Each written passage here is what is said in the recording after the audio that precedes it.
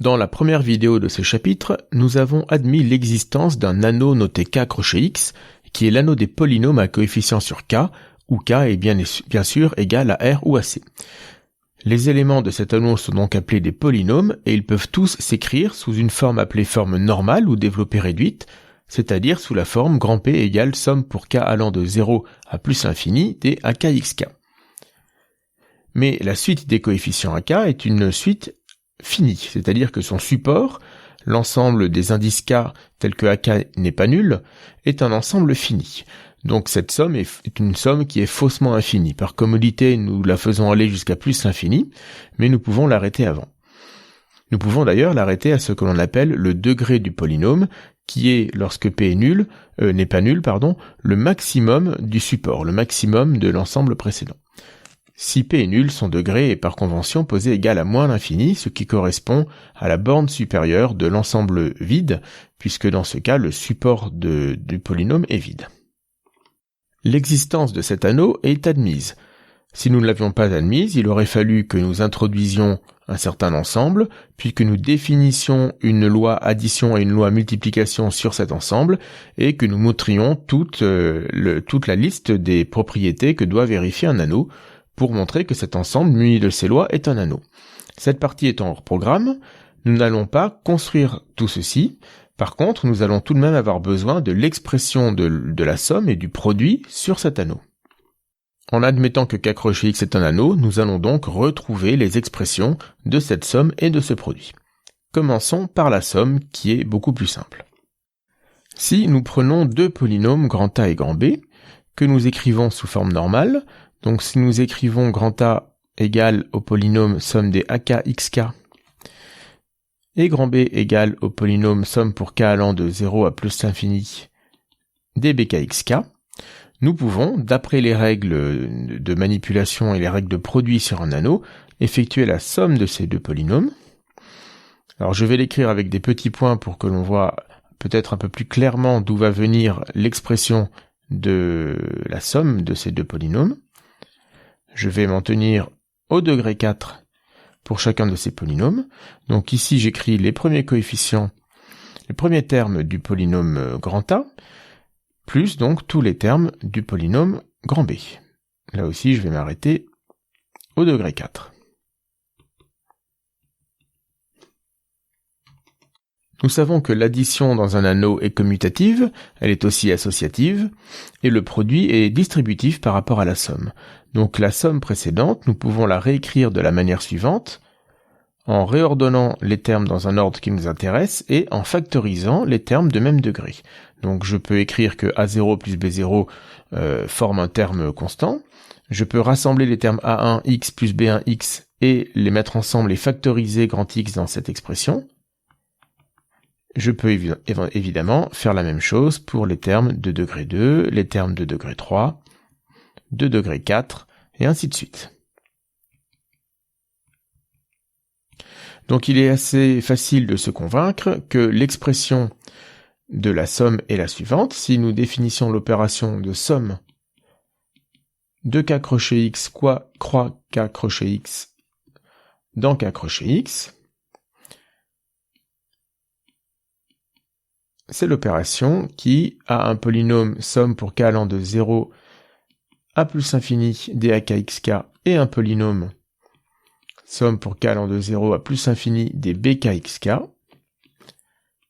associe le polynôme somme pour k allant de 0 à plus infini des ak plus bk x puissance k. Donc nous admettrons en effet que la somme de deux polynômes, eh bien, elle a bien cette expression-là. Alors, il faut tout de même faire une remarque. Un polynôme, c'est une suite à support fini. Il faut que ses coefficients finissent par s'annuler à partir d'un certain rang. Donc, est-ce qu'il est sûr que la somme que nous avons définie comme addition, est-ce qu'il est sûr que la somme des ak plus bk fois x puissance k est bien un support fini? Eh bien, cela se démontre, c'est bien le cas. Si d est égal au degré de grand A et d' est égal au degré de grand B, alors nous savons que si nous avons un entier k dans n, Si k est strictement supérieur à d, alors A indice k est nul. Et si k est strictement supérieur à d', alors cette fois-ci, c'est B indice k qui est nul. Donc en particulier, si k est strictement supérieur à d et à d', donc s'il est supérieur au maximum de d et de d', alors AK et BK sont nuls, donc la somme BK, AK plus BK est nulle. Ainsi, le polynôme, l'objet somme pour k allant de 0 à plus infini des AK plus BK fois x puissance k est bien un polynôme, puisque ces coefficients sont tous nuls à partir d'un certain rang. Procédons de la même manière avec le produit. Je garde mes deux polynômes grand A et grand B, et je vais détailler le produit grand A fois grand B pour essayer de trouver l'expression de ce produit en fonction des coefficients de grand A et de grand B. Alors je ne vais pas détailler tous les termes. Imaginons que j'écrive tous les coefficients de grand A à nouveau jusqu'au rang 4. Et je vais faire pareil pour le polynôme grand B. Donc j'obtiens ces termes-là. Et ensuite, en appliquant les règles de calcul dans un anneau, je vais développer ce produit. Donc je sais que la somme est distributive, le produit est distributif par rapport à la somme. Je peux donc ici tout distribuer. Et en même temps, puisque la somme est commutative, je vais répartir les différents termes que j'obtiens en les factorisant, en les regroupant par degrés. Donc, qu'est-ce que j'obtiens comme terme constant? J'obtiens un seul terme, A0 fois B0. Qu'est-ce que j'obtiens comme terme en grand X? Eh bien, je peux multiplier A0 par B1X, cela me donne un premier terme en grand X, et j'ai également le terme A1X fois B0. Qu'est-ce que j'ai comme terme en X2?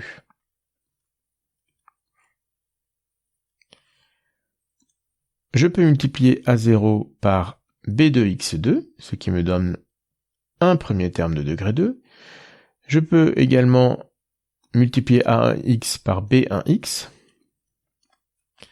et aussi A2X2 par B0. Ce sont les trois seuls termes que j'ai en grand X2.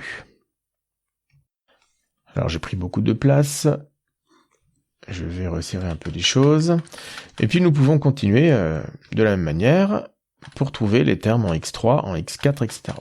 Donc pour les termes en X3, j'en obtiens un en multipliant A0 par B3, j'en obtiens un autre en multipliant A1 par B2X2, A1X par B2X2, j'ai également le terme en A2X2 fois B1X, et le terme en A3X3 fois B0. Ceux-ci, ce sont tous mes termes en X3. Alors je ne vais pas aller plus loin. J'espère que vous avez compris comment cela marche. Ce que nous pouvons remarquer ici. Le terme de degré 0. Il n'y en a qu'un. Si je fais la somme des deux indices en A et en B qui me donnent le terme constant, je vois que j'ai 0 plus 0, ce qui est égal à 0, ce qui correspond bien au degré du terme que je suis en train de calculer. Si je regarde le terme de degré 1, eh bien tous les termes qui interviennent ici sont tous construits de la même manière. C'est un terme en A multiplié par un terme B, donc un terme de la forme AI plus BJ, et j'en ai plusieurs qui s'additionnent, et à chaque fois, si je fais la somme de l'indice sur A et de l'indice sur B, j'obtiens toujours 1, qui est le degré que je suis en train de calculer. Pareil pour x2, 0 plus 2 vaut 2, 1 plus 1 est égal à 2, 2 plus 0 est égal à 2. Pareil pour 3, 0 plus 3, 1 plus 2, 2 plus 1, 3 plus 0, et ainsi de suite. Donc, nous pouvons nous convaincre que le terme de degré n du produit A fois B, c'est la somme, pour k allant de 0 à petit n, du coefficient AK fois le coefficient petit b n-k, puisqu'il faut que la somme de l'indice en A et de l'indice de B soit égale à petit n. Donc petit a va prendre tous les indices de 0 jusqu'à n, et lorsque l'indice de A vaut k, eh bien l'indice de B sera égal à n-k. Nous pouvons remarquer qu'en effectuant un renversement d'indice dans cette somme, donc en remplaçant k par n-k, eh bien ce coefficient de degré n, il est aussi égal à la somme pour k allant de 0 à n, db indice k fois n puissance indice n-k. Donc l'indice k, nous pouvons très bien le mettre sur A et mettre l'indice n-k sur B, mais nous pouvons faire l'inverse, il y a une symétrie entre grand A et grand B. Nous pouvons encore écrire cette somme d'une troisième manière. Nous pouvons voir qu'il s'agit d'une somme de termes de la forme AI plus BJ, lorsque I et J sont deux entiers, et que la somme I plus J est égale à petit k. Donc, nous pouvons maintenant définir rigoureusement le produit de deux polynômes. Le produit entre deux polynômes, c'est donc l'application qui va de k crochet x croix k crochet x dans k crochet x, et qui, à deux polynômes somme des akxk et somme des bkxk, associe le polynôme somme des ckxk, où ck ici est égal à la somme pour i allant de 0 à k des ai fois b indice k moins i. Donc nous pourrons, nous admettons que le produit a cette expression. Donc ce que nous avons juste vu précédemment, que nous pouvons remarquer, c'est que le coefficient ck, il est égal à la somme pour i allant de 0 à k des ai bk moins i, mais, donc je le répète une seconde fois, c'est important, après renversement d'indice, c'est aussi la somme pour i allant de 0 à k des ak moins i bi, ou alors, formule un peu différente, mais qui redonne toujours le même résultat, c'est la somme pour tous les i et j dans n tels que i plus j est égal à k, des ai bj. Cette dernière formule, d'ailleurs, nous pouvons la retrouver en refaisant de manière littérale et plus générale le calcul qui se trouve sur la page de gauche. Si je calcule la somme pour i allant de 0 à plus l'infini des aixi fois la somme pour j allant de 0 à plus l'infini des bjxj, alors en comprenant bien qu'aucune de ces sommes n'est infinie, donc je vais utiliser les règles de calcul sur des sommes finies, puisqu'en fait elles sont bien finies. Je peux écrire ce produit comme une somme double, où je vais distribuer la première somme à l'intérieur de la deuxième, ou plutôt la deuxième, je la fais rentrer à l'intérieur de la première. C'est-à-dire que j'écris ici que somme pour j allant de 0 à plus l'infini des bjxj, c'est un terme constant qui ne dépend pas de i, donc je peux le distribuer à l'intérieur de la première somme. Maintenant, c'est le terme ai qui ne dépend pas de j que je vais faire rentrer dans la somme d'indice j. Ce qui va me donner une double somme, une somme sur i suivie d'une somme sur j, avec à l'intérieur ai bj fois xi fois xj. Mais xi fois xj, c'est x plus j. Donc j'obtiens la somme pour i allant de 0 à plus l'infini, de la somme pour j allant de 0 à plus l'infini, des ai bj x i plus j. Donc, c'est aussi égal, si j'écris tout cela en une seule somme, comme la somme pour tous les i et j dans n, des ai indice fois bj, des a indice i fois b indice j, fois x puissance i plus j. Mais alors, je peux répartir ces termes par paquet. Au lieu de prendre globalement la somme sur tous les i et j dans n, je peux prendre la somme sur tous les ij dans n telle que i plus j est égal à k, et faire la somme de tout cela pour toutes les valeurs possibles pour k allant de 0 à plus l'infini. Mais si i plus j est égal à k, eh bien x puissance i plus j est bien sûr égal à x puissance k, ce qui me donne cette écriture pour le produit, qui est bien celle que nous avons donnée. Et enfin, le point que nous allons démontrer, qui est important comme pour la somme, c'est que le résultat que nous obtenons est vraiment un polynôme, c'est-à-dire qu'à partir d'un certain rang, tous les coefficients de ce produit doivent être nuls, sinon ça n'est pas un polynôme. Donc pour cela, nous allons encore noter petit d le degré de grand A, petit d' le degré de grand B, et nous savons que si un entier k est strictement plus grand que d, eh bien le coefficient AK est nul, et si un entier k est strictement plus grand que d', eh bien c'est le coefficient BK qui est nul. Pour montrer ici que grand A fois grand B est un polynôme, je vais utiliser une démonstration différente de celle qui est inscrite dans le PDF, mais elle est intéressante aussi car nous allons la retrouver dans la vidéo suivante lorsque nous parlerons du degré de grand A fois grand B. Ce que nous allons montrer plus tard, mais que vous connaissez déjà, c'est que lorsque nous effectuons le produit du polynôme A fois le polynôme B, nous obtenons un polynôme de degré D plus D'. Donc a priori, c'est seulement à partir du rang D plus D' plus 1 que tous les coefficients vont être nuls. Donc c'est ce que je vais démontrer. Je vais prendre un entier k dans n, et je vais supposer que cet entier est supérieur ou égal à D plus D' plus 1, et je vais montrer que le coefficient CK est nul. Donc ici, en prenant CK qui est défini comme dans l'encadré bleu, qui est l'expression du coefficient du produit, enfin des coefficients du produit que nous utiliserons le plus souvent, même si nous avons vu qu'il en existe deux autres écritures. Donc en effet, CK, donc par définition, c'est la somme pour i allant de 0 à k,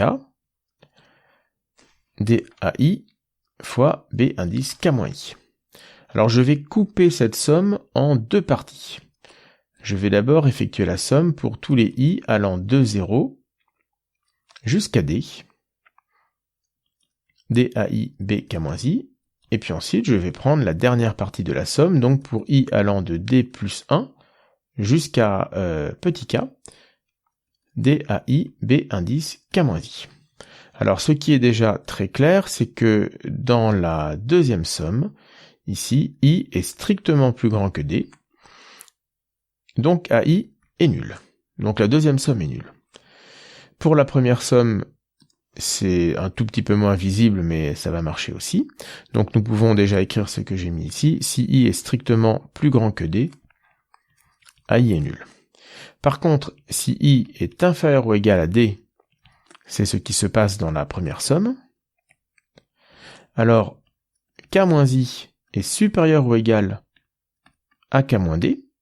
Or, nous avons supposé que k était supérieur ou égal à d plus d' plus 1. Donc k-d est de toute façon supérieur ou égal à d' plus 1. Donc il est strictement plus grand que d'. Et lorsque, ici donc, dans cette somme, k-i est strictement plus grand que d', eh bien, c'est le coefficient B indice k-i qui est nul. Par conséquent, la première somme, qui est égale à la somme pour i allant de 0 à d, DAI B k-i, eh bien, elle est égale à la somme pour i allant de 0 à petit d, DAI fois 0, et donc elle est nulle. De la même manière, la deuxième somme, qui est égale à la somme pour i allant de d plus 1 à petit k, DAI B k-i, est égale à la somme pour i allant de d plus 1 à petit k, d0 fois B k-i. Donc elle est nulle aussi. Donc CK est nul. Et nous avons montré que pour tout k supérieur ou égal à d plus d' plus 1, le coefficient CK est nul. Donc le produit AB, qui est égal à la somme pour k allant de 0 à plus infini dckxk, est vraiment un polynôme puisque la suite de ces coefficients est une suite à support fini. À partir d'un certain rang, elle s'annule. C'est tout ce que nous allons dire sur la somme et le produit. À nouveau, je vous le redis, la construction des polynômes n'est pas au programme. Donc, muni des deux expressions que nous avons données, si vous le souhaitez, vous pouvez montrer que ces deux lois sont associatives, possèdent un neutre, que le produit est distributif par rapport à la somme, etc. Mais nous ne les démontrerons pas ici. D'ailleurs, au passage, ces deux sommes sont également commutatives, et ce point par contre est beaucoup plus simple à démontrer. Il existe une autre opération que nous pouvons faire entre deux polynômes, qui ne fait pas partie des lois de composition interne qui sont celles de l'anneau K crochet X, c'est la composition. Si nous prenons A et B, deux polynômes, et nous allons noter, comme tout le temps, grand A égale la somme pour K allant de 0 à plus l'infini des petits ak fois xk. On va appeler, donc on pose le polynôme A rond B, qui est donc appelé composé de B suivi de grand A, plus simplement c'est le polynôme A rond B. Nous le posons égal au polynôme somme pour K allant de 0 à plus l'infini des ak grand B puissance K. C'est bien un polynôme, car en effet, puisque nous avons une loi de composition interne qui est un produit sur les polynômes, toutes les puissances de grand B existent, donc tous les bk existent, et ce sont encore des polynômes. Si chacun d'entre eux, nous le multiplions par le coefficient petit a, indice k, nous obtenons encore un polynôme, et lorsque nous faisons la somme de tous ces polynômes, eh bien, le résultat est toujours un polynôme. Alors à nouveau, la suite des ak finit par s'annuler à partir d'un certain rang, donc cette somme n'est toujours pas une somme infinie. Donnons quelques exemples de composition.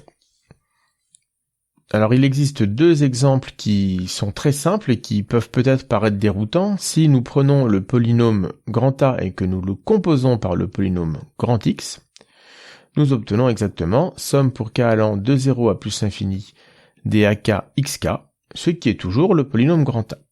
Donc grand A rond grand X, oui, c'est toujours grand A.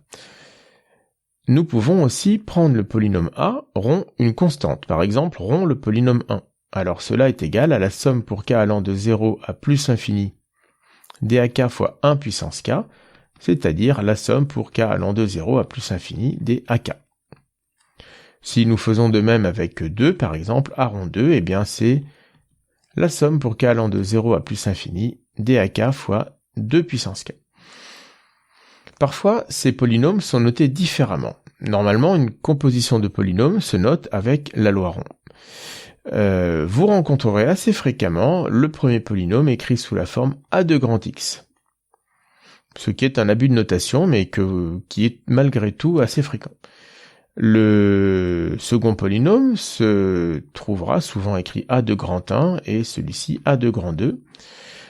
Nous reviendrons là-dessus lorsque nous parlerons de fonctions polynomiales. Mais attention, ces notations ici sont très ambiguës. Grand A n'est pas une fonction, c'est un polynôme. Donc A de 1, a priori, n'a pas de sens. De même que A de grand X n'a pas de sens. Donc ces notations en bleu, ce sont des notations fréquentes, mais qui sont tout à fait abusives. Autre exemple, si nous prenons grand A le polynôme 1 plus grand X moins 2x2, et que nous prenons le polynôme grand B égale 1 plus x, alors le polynôme grand A rond grand B est égal au polynôme 1 plus x moins 2 fois 1 plus x au carré. Donc si nous voulons, il est possible de développer tout ce polynôme. Nous trouvons 0 en termes constants.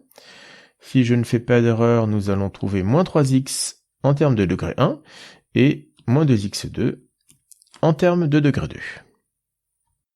Là aussi, de manière abusive, mais j'aime autant vous prévenir puisque vous risquez de le rencontrer, ce polynôme est souvent noté a de 1 plus x, a parenthèse 1 plus x. Donc dans un tel énoncé, vous saurez qu'il faut traduire cette parenthèse sous cette forme-là.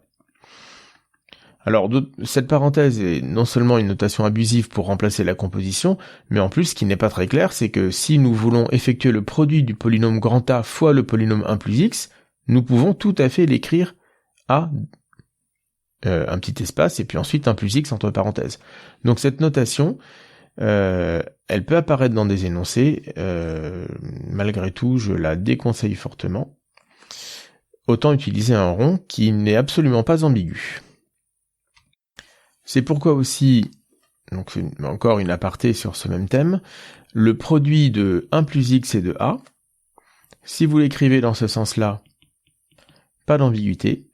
Si vous l'écrivez a suivi de 1 plus x, Normalement, il ne devrait pas y avoir d'ambiguïté, mais à cause justement de ces notations un peu abusives pour les compositions, on peut mal interpréter cette écriture. Donc là aussi, vous pouvez très bien, lorsque vous rédigez, faire l'effort de placer les termes avec des parenthèses à gauche dans les produits. Ça évitera ce genre de confusion. Nous verrons petit à petit au fur et à mesure que nous avancerons dans ce chapitre quel usage nous pouvons faire de cette composition. Pour l'instant, nous avons une proposition à démontrer sur cette composition. Si nous prenons grand A, grand B, grand C, trois polynômes, alors la loi de composition est distributive à droite par rapport à la somme et par rapport au produit, ce qui nous donne les points 1 et 2 de cette proposition. A plus B rond C est égal à A rond C plus B rond C. Et A fois B rond C est égal à A rond C fois B rond C. Et puis troisième point, la loi de composition est associative. A rond B rond C est égal à A rond B rond C. Donc nous allons maintenant démontrer cette proposition. Dans toute la démonstration, nous allons écrire grand A sous sa forme normale, somme des AKXK, et nous allons faire de même avec grand B et grand C, en notant BK et CK en minuscules leurs coefficients. Le premier point est tout à fait direct.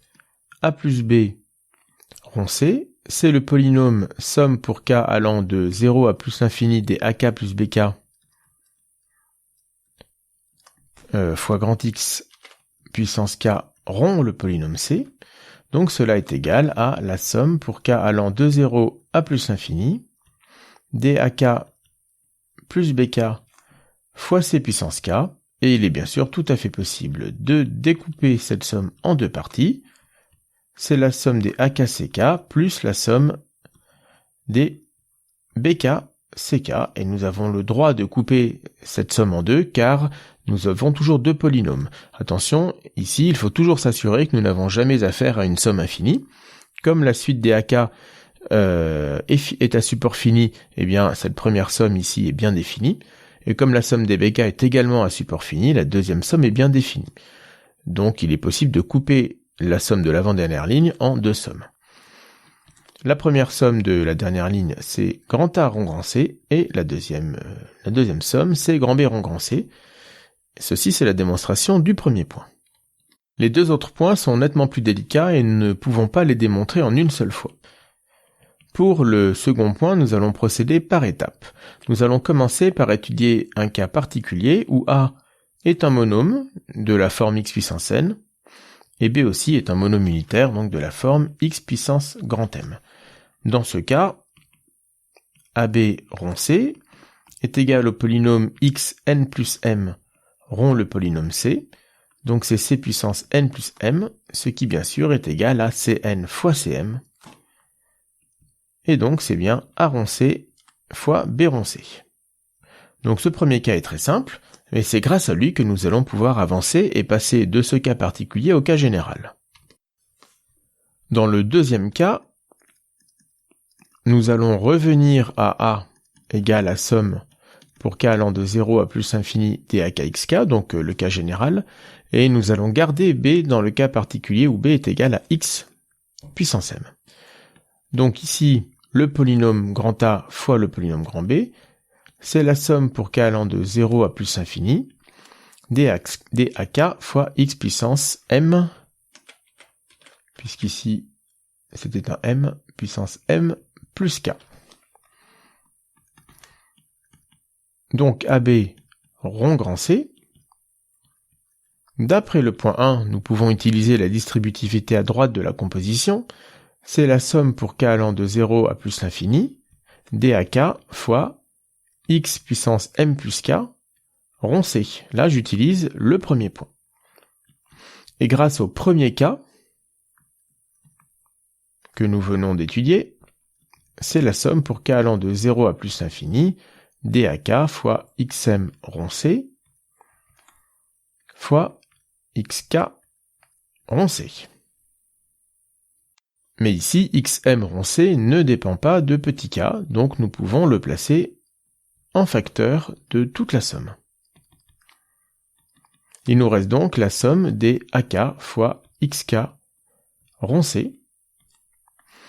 Et en réutilisant le point petit 1 dans l'autre sens, cette fois-ci, nous obtenons que cette somme, c'est la somme pour k allant de 0 à plus infini, dak xk rond c. Nous obtenons donc b rond c fois a rond c. Le produit de deux polynômes est commutatif, donc c'est aussi a rond c fois b rond c, c'est ce que nous voulions démontrer.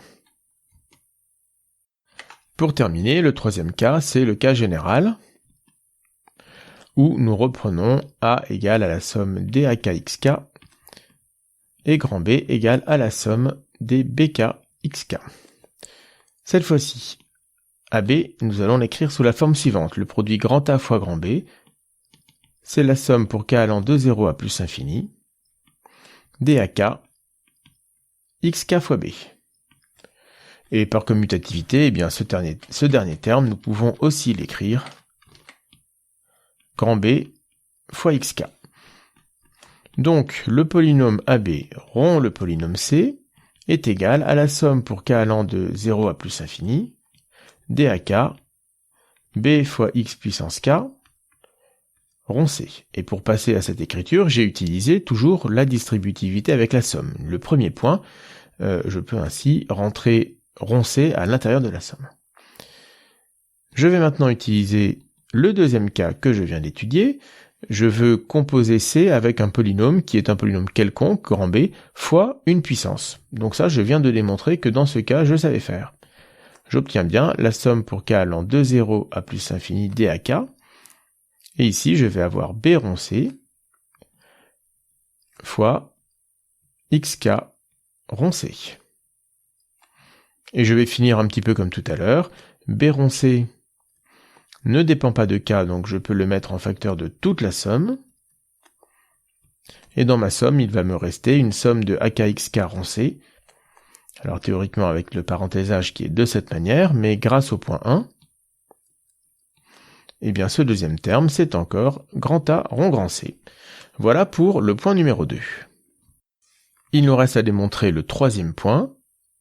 Pour cela, nous allons d'abord commencer par utiliser le point numéro 2 pour montrer le résultat suivant.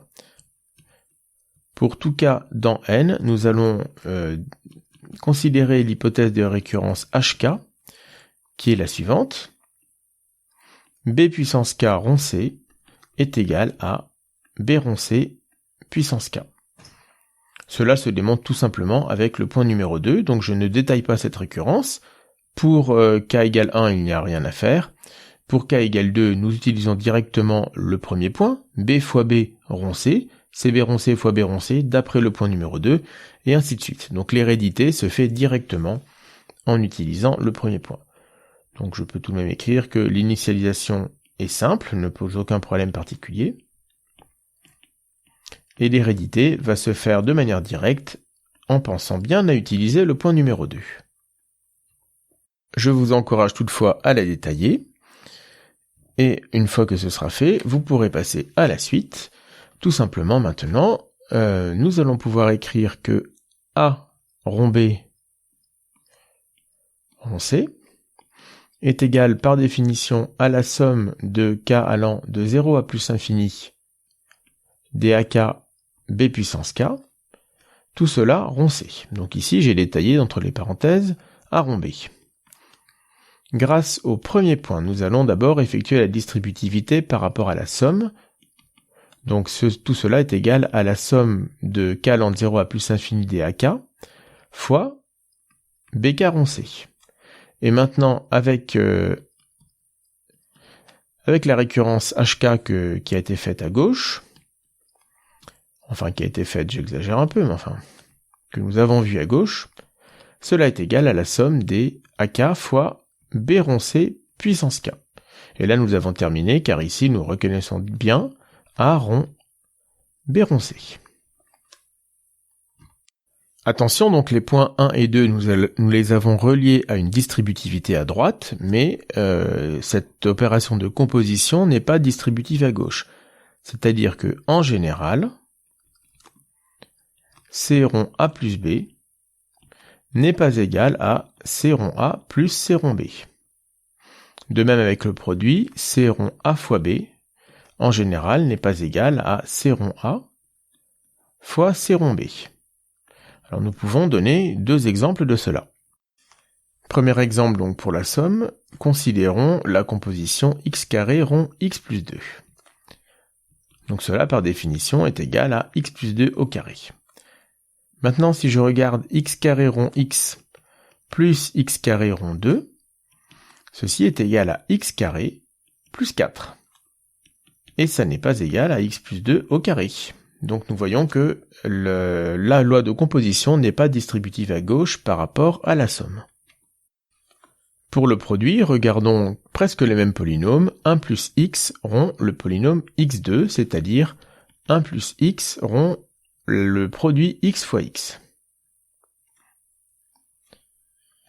Donc nous avons que cela est égal à 1 plus x2. Maintenant, si je regarde 1 plus x rond x fois, alors attention, c'est vrai qu'il faut faire attention que le symbole produit ne ressemble pas à un grand X. Donc 1 plus x rond x fois 1 plus x rond x. Si je détaille cela, eh bien j'obtiens 1 plus x fois 1 plus x. Donc 1 plus x le tout au carré. Et à nouveau, cela n'est pas égal à ce que nous avions au tout début, c'est-à-dire 1 plus x2. Donc là non plus, la composition n'est pas distributive à gauche par rapport au produit. Et nous allons terminer cette vidéo par une définition importante qui se base sur la notion de composition. Un polynôme P est dit pair si le polynôme P rond moins x est égal au polynôme P. Et il est dit impair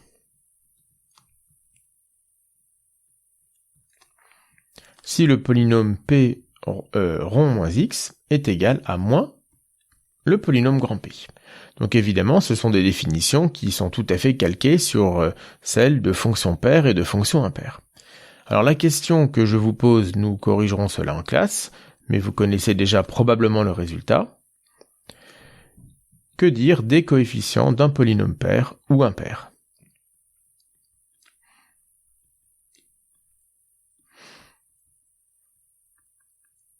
Donc je vous laisse y réfléchir.